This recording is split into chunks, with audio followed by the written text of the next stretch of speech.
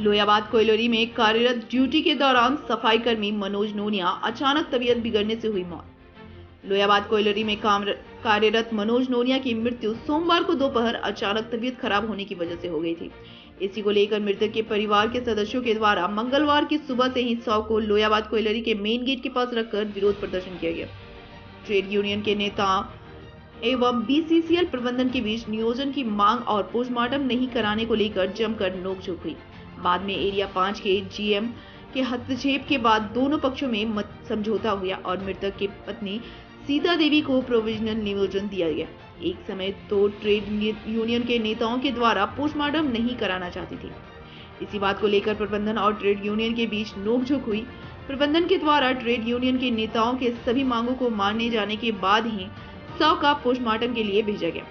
Trade union के नेताओं में महत्वपूर्ण भूमिका निभाने वाले राष्ट्रीय कोयलरी मजदूर संघ के रवि चौबे, जनता मजदूर संघ कुंती गुट के विजय यादव, आजसू जिला अध्यक्ष मंटू महतो के, कांग्रेस पार्टी के नेता राजकुमार महतो, जयप्रकाश पांडे, मनोज चौहान, राजू नोनिया, मुन्ना यादव एवं अन्य की भूमिका रही।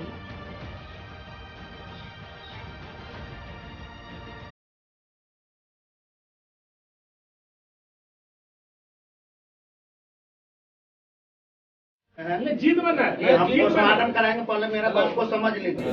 हम अपना सुझाव दे के आपके साथ जा रहे हैं।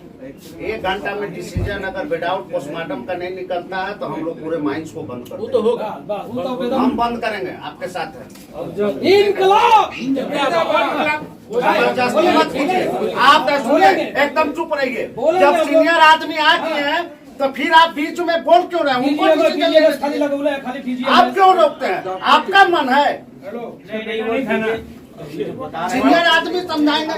जब यहाँ डॉक्टर लिख दिया 3 घंटा भर्ती है, उसके बाद पोस्टमार्टम होगा। रिपोर्ट भेजा तो डीजीएमएस खुद अपने बोलना शुरू किया। ये नहीं अपने से बोल रहे हैं, वो डीजीएमएस का इंस्ट्रक्शन तो और यूनियन के लोगों के साथ क्या इस वार्ता में क्या निष्कर्ष निकला आपसे?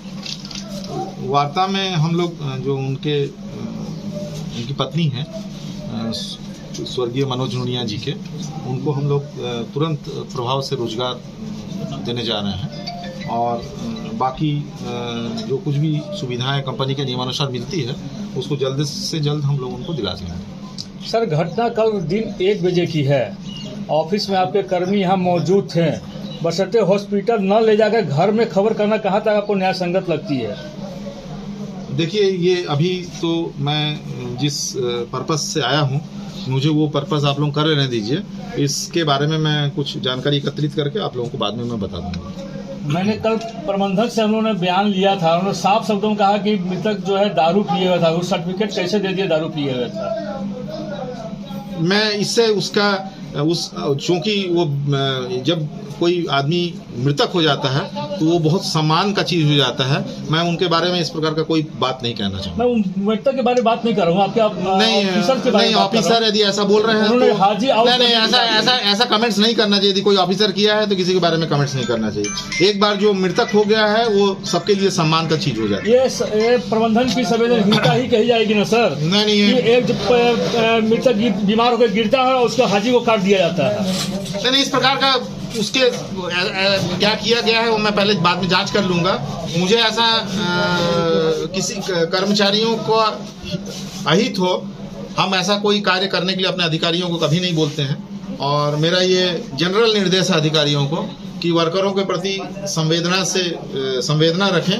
और आगे भी मैं ये मैसेज देना चाहूँगा सभी अपने अधिकारियों को, स्टाफ को, कि कर्मचारियों को यदि समझाना है तो उसको समझाएं, लेकिन यदि उस समय यदि कोई प्रॉब्लम हो जाता है तो यदि कोई कर्मचारी को वो समझाने का वक्त नहीं होता है, उसके लिए जो कुछ भी हम लोग कर सकें उसके भले के लिए वो करना चाहिए। सलाह समझाना दूसरे समय होना चाहिए, दूसरे दिन समझाएं लोग उनको, जो भी कर्मचारी हैं। दारू नहीं पीना चाहिए या किस तरह से काम करना चाहिए, लेकिन यदि कोई विपत्ति में पड़ गया है उस समय समझा। जैसे अपने बच्चों को नहीं समझाया जाता, उस समय बच्चा चोट खा गया मान लीजिए खेलते खेलते, तब उसको नहीं मारा जाता है, बाद में समझाया जाएगा कि तू क्यों दौड़ता कूदता भागता है। तो बस ऐसे ही हम लोगों को भी अपने कर्मचारियों के प्रति भावनाएं रखनी चाहिए। क्या सर, इसमें लापरवाही कहीं ना कहीं तो देखी जा सकती है? अभी मैं आया हूँ जस्ट कि एम्प्लॉय के परिवार को जो सुविधा और सहायता मिलना चाहिए उसको निर्णय करने के लिए आया हूँ।